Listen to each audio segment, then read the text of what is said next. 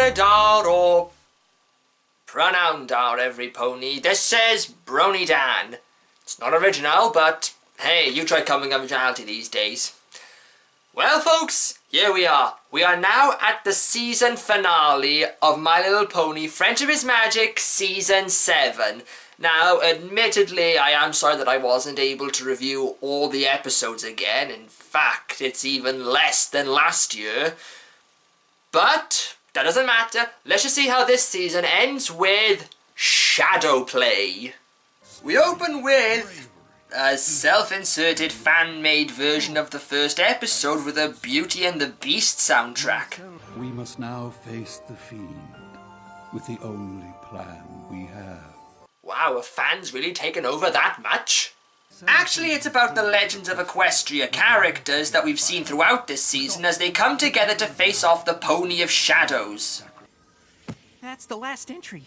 And maybe Star Swirl's final words before he vanished. So it turns out all of that was an extract from Star Swirl's journal from the end of the last episode. Here, how come we didn't see you review that episode? Look, I was busy. I have a life outside of this show, okay? You know, I don't think he cares anymore. I swear to God, I will kill you. We have fond memories of our old teacher. I can still feel his cane striking my arse cheeks. Oh yeah, I'm secretly a masochist. So now Twilight, Sunburst and the gang are left with the task of trying to decipher the journal in order to find Star Swirl and the missing pillars, only to get nowhere after 3 days, but Starlight Glimmer manages to read Star Swirl's horn writing and figure out that it has something to do with the Temple of Ponehenge. One of the biggest henges in the world. No one's built a henge like that ever since. No one knows what the fuck a henge is. So they manage to locate Ponehenge, only to give up. I guess I hoped we'd get here and the mystery would just magically be explained. I think that defeats the purpose of a mystery if it solves itself.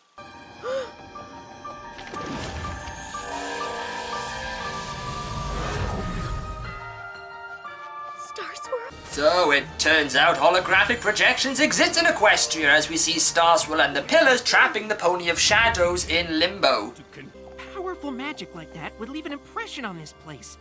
Bringing the book back here let us see what happened. Which was what? Star Swirl and the rest of the pillars sacrificed themselves to save Equestria. Well, let's fuck everything they sought to protect up. Seriously, that's what happens. Twilight reckons that she can use the spell to bring him and the pillars back because... Equestria would be safer with him in it. We have to save him. How? I think Equestria's been doing fine with you guys running it for the past 7 years. Also, Twilight really doesn't see a problem with this. I mean, she said it herself. They're in limbo, a space between the laws of reality where time doesn't exist. If you bring them back, it's gonna be like they never left, which will include the big evil guy they were trying to protect Equestria from. How could she not see this as an issue? So Twilight sends all her friends to look for relics that belong to the pillars, like Rockhoof's shovel, Miss Maine's flower, Flash Magnus's shield, Meadowbrook's mask, and Sonambula's blindfold? I think she got the short end of the stick here. I can't believe I'm gonna meet Star Swirl the Bearded. You know, outside of my dreams. Oh, the things we've done with his beard, you could not imagine. So with all the artifacts brought to Ponehenge, Twilight, Starlight and Sunburst use their combined magic to bring the most legendary group of ponies back into Equestria. You must undo what you've done! What? Why? I mean, I don't think I can. I brought all the pillars back. You cannot bring only the pillars back!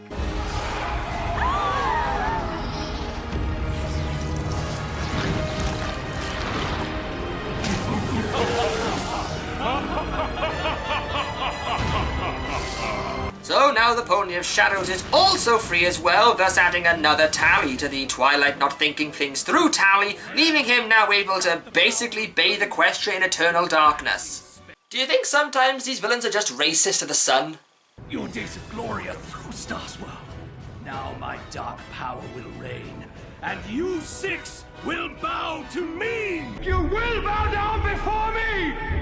Both you, and then one day, your heirs! So Starswell and the Pillars explain how they were the ones responsible for pretty much creating the elements of harmony, as Starswell decides to use the power of the Tree of Harmony to banish the Pony of Shadows. Doesn't a banishing spell take a lot of power? We'd have to sacrifice the elements for that. Mm-hmm. They'd be gone forever? Starswirl, I don't think the tree can survive without the elements. Twilight, you haven't used the elements of harmony for years. In fact, I completely forgot they were a thing until you brought them up. So Starswirl's dickishness towards Twilight convinces her to try and find a different solution to banish the Pony of Shadows without sacrificing the Pillars. But even so, they would still lose the elements of harmony. While I appreciate your enthusiasm, Twilight, this is hardly the time to take risks on half-baked spells. What's the Elvish word for prat? However, the map summons all of them to a place called the Hallow Shades. The only time the maps called all of us to one place was Starlight's village. So it's like a supervillain tracker. No offense. Yep, that gag is still going. Starlight thinks maybe the Pony of Shadows can be reformed, but Starswirl isn't listening. Christ, there's too many stars here! The Pony of Shadows was not interested in reconciliation. Once a villain, always a villain. What a load of bollocks! Oh, imagine if Discord was to appear right now just to prove him wrong. So Starlight goes to talk with the other Pillars about the Pony of Shadows. Apparently he was just a normal unicorn called Stygian who had apparently tried to gain power from the Pillars, but don't worry, there's more to it than that. Also, yes, the Sirens! That officially means Equestria Guild is canon! That's either a good thing or a bad thing in your eyes. So they arrive at the Hollow Shades only to fall into the Well of Shades. Yeah, we're not very inventive with our names, it's mostly just self-explanatory. Ready? Open the portal! Now!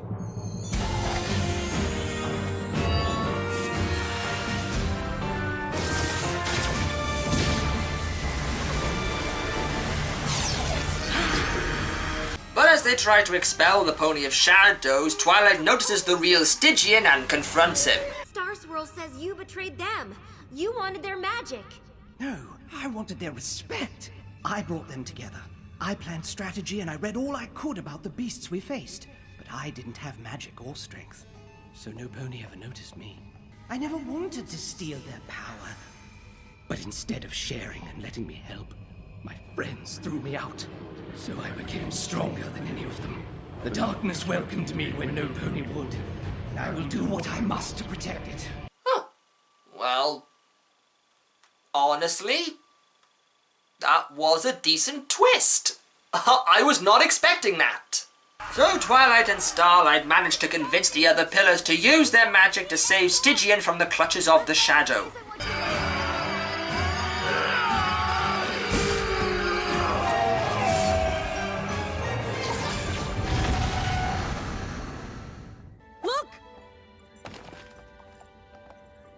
Long ago, you needed our help, Stygian. But instead of listening... You went behind our backs and became a massive dick. Thank God I've never succumbed to that. I think you got that the wrong... I simply cannot believe how tall you've gotten.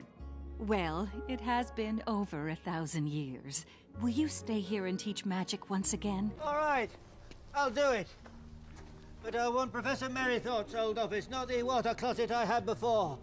And I expect a raise. So Equestria is saved again, the Pillars have now got 1,000 years of readjusting to society, and once again Starlight shows she's better than Twilight at her own fucking job. Roll the credits. So that was Shadow Play, and despite all the jokes I made about it, I actually enjoyed it. Okay, I suppose the biggest complaint I have is Twilight once again not realizing the bloody obvious when it came to actually saving the Pillars, but I guess if she had, then we wouldn't have had an episode. It was cool to see all the legends of Equestria coming together and being part of the overall mythos of the series, and wow, Stygian's backstory was a good bit of misdirection. It wasn't one-sided, both he and Starswirl have made mistakes in the past, so both had to accept the responsibilities of it. Overall, I felt this was one of the best finales of the series.